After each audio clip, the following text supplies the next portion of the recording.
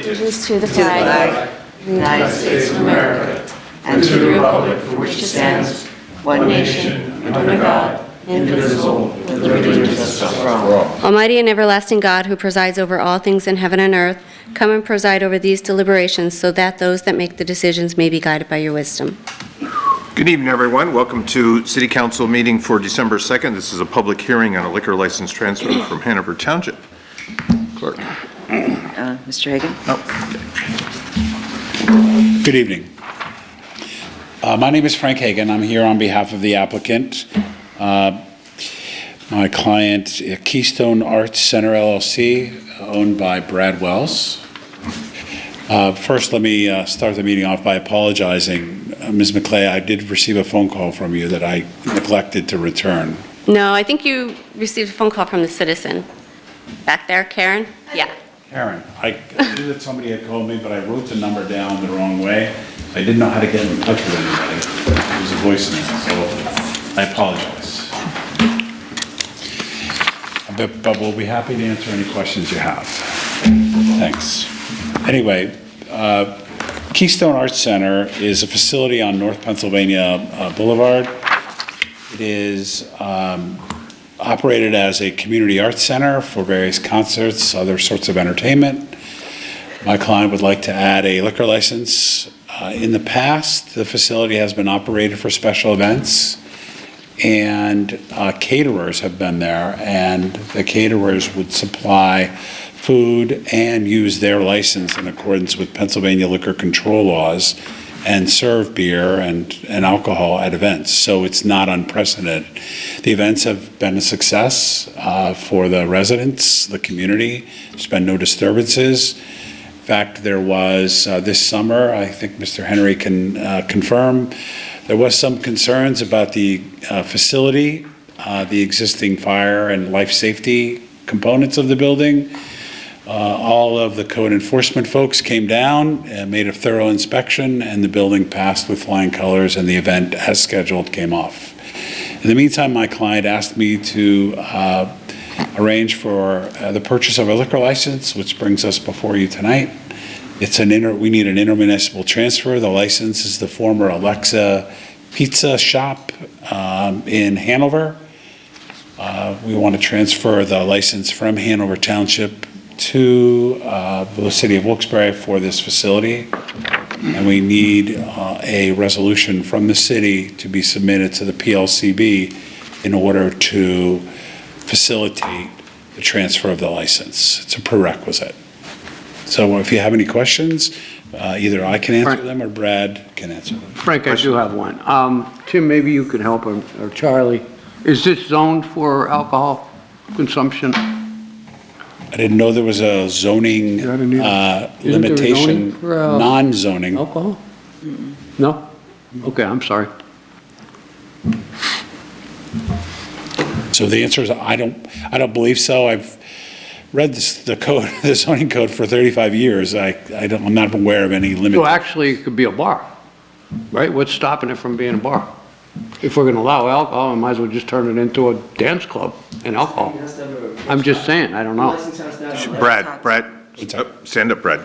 So Tell us who you are for the. I'm Brad Wells. I'm the owner of Keystone Arts Center. Thank you. And the license that we've identified that's available is an R license, meaning a restaurant component would have to be put in place. I'm currently working with CAM Architecture, who helped me with layout of the building before I purchased it 4 years ago on that restaurant build out. And that coincides with a commercial equipment company called Nova. And Nova is here in Wilkes-Barre. And they would be supplying anything that we need as far as ovens or hoods to be in compliance with safe serve and having a restaurant kitchen. So there's no real immediate plan to use the license. As I was told, the license would take a while to even transfer, and there'd be some requirements with the PLCB that we have to satisfy. It would be put into safe holding for a year or even 2 years from now. But as I've been running the venue, we've been using caterers with licenses, including Five Mountain Brewery and Blind Cat Brewery from Piston, with success. But we've been operating at mostly a break-even or at a loss for some of the events that we've held. This would be a way to help mitigate that and also add convenience to the venue for events like we're doing this Sunday, which is a memorial event for someone who passed away here in Wilkes-Barre. He was a painter who helped me with commercial properties and residential properties. Joe Deeroff and his dad, Joe Deeroff Sr., they live up by Paris Mart.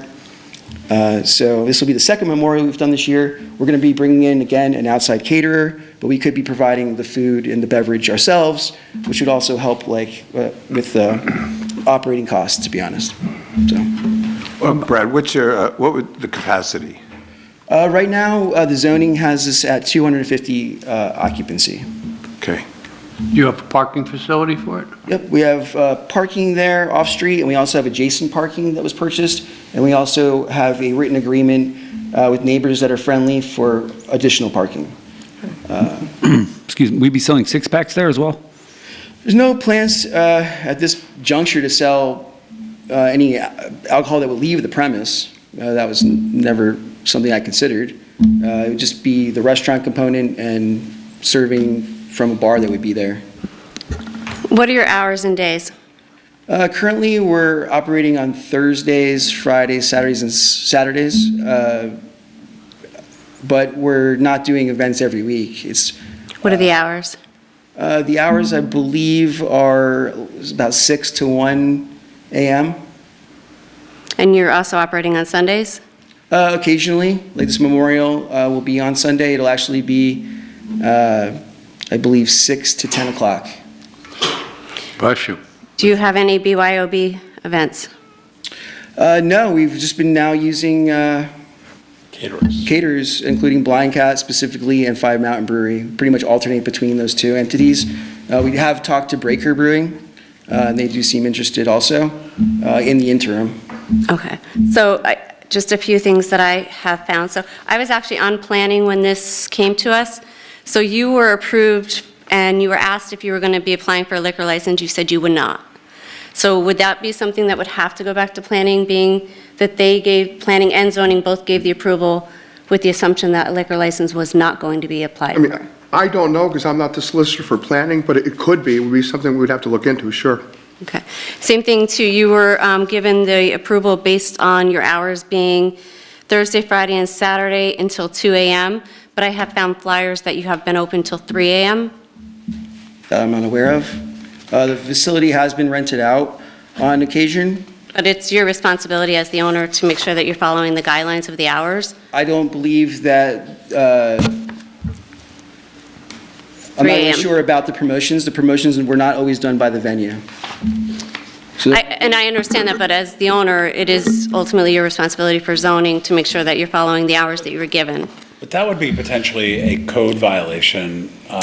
Right, but we're here for a liquor license, and if we're not following the zoning that was already approved, it's a little hard. And then I also found another flyer, which I actually, way back in January, you had it listed as a BYOB event.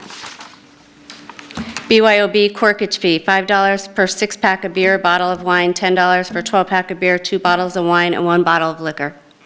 I believe that we were not approached by anybody about that at the event. I believe we've been in compliance using outside food and beverage. So I think there might be some misinformation that you have. I don't know if you were or anybody else here was there personally. No, I mean, I got these off your Facebook page. Okay, yeah, this is news to me. Well, Jess, going back to what you just said about the zoning and planning, didn't that go back to what I said? Now, That's why I'm is it asking. on a condition, Tim? Right.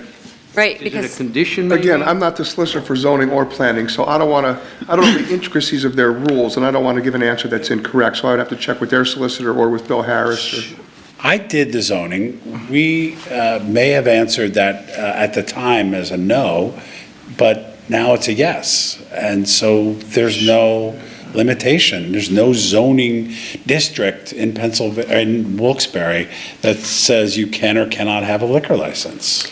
do you host outside venues? Do you have things outside of the building?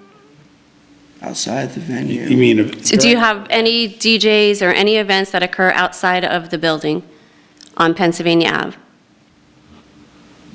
There's a back side to the venue. But So I you- would say most all activities happening inside of the building, that's where the facilities are for bathroom. Have you for been coat check. cited by the city for any ordinance violations, noise violations, No. parking, traffic? No. any- No, we let Have you been in the, operation for how many years? we're for 4 years. Frank, you said there was no police calls there? Is that what you said? There's no police? I mean, in fact, the When we police. did have an issue, the entire fire department, or not fire department, but the entire code enforcement, including the chief, were there. We had a full inspection. We tested all the life safety, perfectly sound, safe building. There's often, during the day, a police car that seems to rotate. I'm friendly with those patrol officers. I let them park in the venue parking lot at their discretion. We've never said that they couldn't park there. So So you don't have security? we do have security, absolutely, yeah, For an event. yeah. But you have a security system in the building that when you're not there. Correct, yeah, it's. Well, I actually meant security. Yeah, private security. Do you have private security there? Is it? Yeah, for so, an event. yeah, so everyone's checked with their ID when they come in, and we have outside parking help, and we retrofitted the lights in the parking lot to be LED, so it's nice and bright now, and did landscaping there. Seemingly, from the response that we've gotten, it cleaned up a blighted property. And we've purchased additional parking on the right side of Superior Vending, and we worked with the city to clean up that lot. They gave us a dumpster about 2 years ago. And then this past year, we used a Bobcat to level a lot of knotweed in the back. So now you can see from the road all the way back. Did you pave the additional 116 parking spaces that were part of the zoning? We did do paving, but we also have an agreement with our neighbors to use their parking lot, which adds about 80 spaces for when we do events. And then we purchased additional parking. How many total spaces do you have, roughly? Well, with the additional parking lot, 50, I would say about 150 spaces. Wow, Jesus, Big. that's a lot. And we're friendly with Superior Vending, and they have additional parking as well, right to. Because your the other hours are side. not the same hours as theirs, so you have an understanding with your neighbors. And you keep the parking lot clean? Yeah, we know JB Machine Shop. We use their forklift from time to time. Same with Superior. Try to do business together. On a monthly basis, how many events do you hold? Oh, I would say 2 to 3. So it's only a rental place. Yeah, we're doing rentals. We have hosted a couple of our own events, like a comedy show, just to do different styles of events to advertise for those things. And we've had success. But also we've been bringing in caterers, and this would be something else that could be a building block for us here in the future. Do you have DJs, and is it a dance club at any point? It's mixed use. So we actually have some VR equipment inside. You can do VR mini golf, VR laser tag. There's an arcade component with pinball machines. I'm friendly with the owner of Bartari up in Scranton. So all of our machines are actually different than the ones at Bartari. So there's camaraderie between the cities. Now, is the liquor license in your name? No, it'll be in the LLC name. Keystone Arts Center LLC. That's the applicant for tonight and for the PLCB. Any other questions? I don't have any. Jess? Good? Mike? I'm good, Tom. You're good. Anyone from the public would like to speak? Yes, ma'am. I have a couple of questions. Please come to the podium and state your name for the record. Hi, Karen Giles. Thank you. Couple more questions. The outdoor events, I saw pictures that it clearly shows outdoor events. Did you have a previous location? Well, I've worked with different venues over the years. Okay, because the we- pictures have outdoor, We had like a food truck at one of the events and some vendors. There's some outside activities like cornhole. That was probably 2-3 months ago when that event happened, but since then, the events are like wholly inside. so I had So you have the you purchased additional parking spaces on the right side of the building? So there's Superior Vending. Yes, To the right of that, you'll notice a lot that's there. yes. We've been working on clearing that out, so that's additional parking. And then across the street from that, there's what used to be King Tut's Gold, it's now an Indian grocery store. Okay. We have the lot to the left of that Okay, for additional parking. And then we have that garage that sits there is where we keep equipment for maintaining the property, like mowers. so there was an event over the summer, the property to the left, and it used to be Miracle. I don't know who owns it presently, but I know that there were cars and people in that back lot. Correct, so we're friendly with them, and we have a written agreement to use that for overflow parking, Okay. which you may not have been aware of. Well, I'm not, but at 1 o'clock in the morning, that can be a potential problem for the neighbors. There's a couple of houses there. Oh, is that where you live? Yes.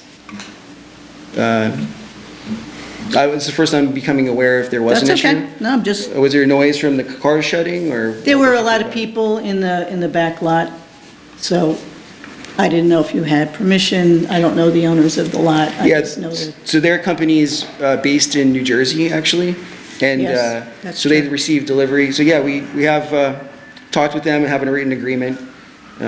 We could produce that at any time.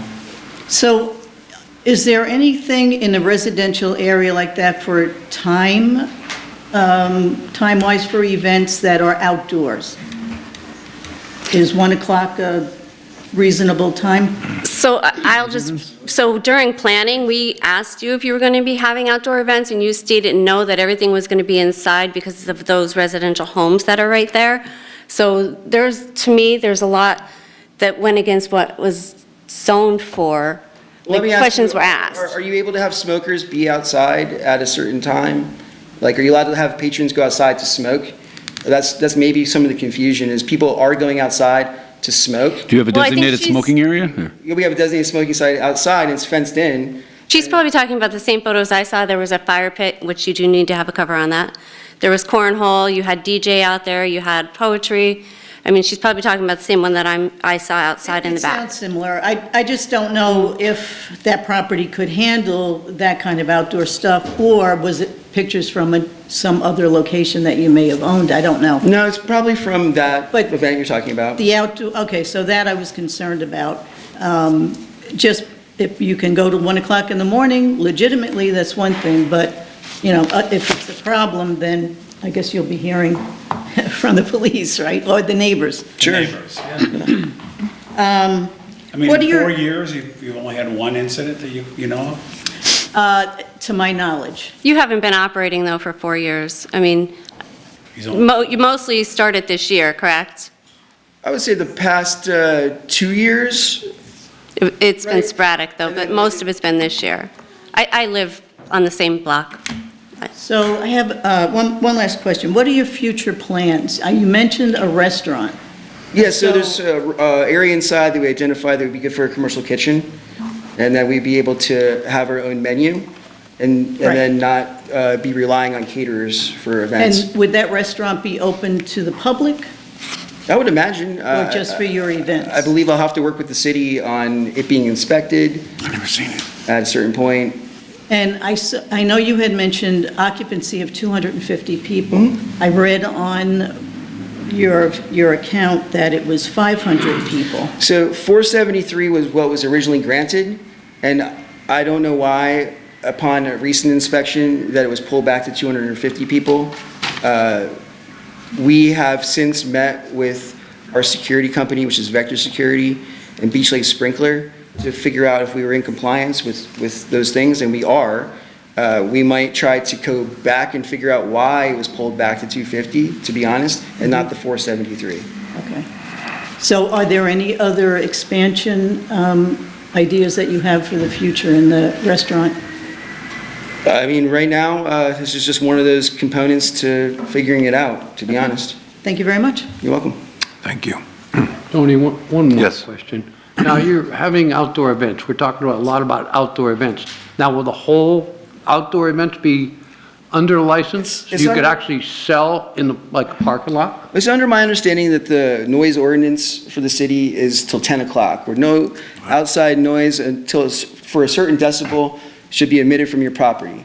And up until this point in time, we've never encountered violation of the noise ordinance. I'm not talking about noise. I'm talking about, will the outdoor area be Outdoor licensed under this liquor license?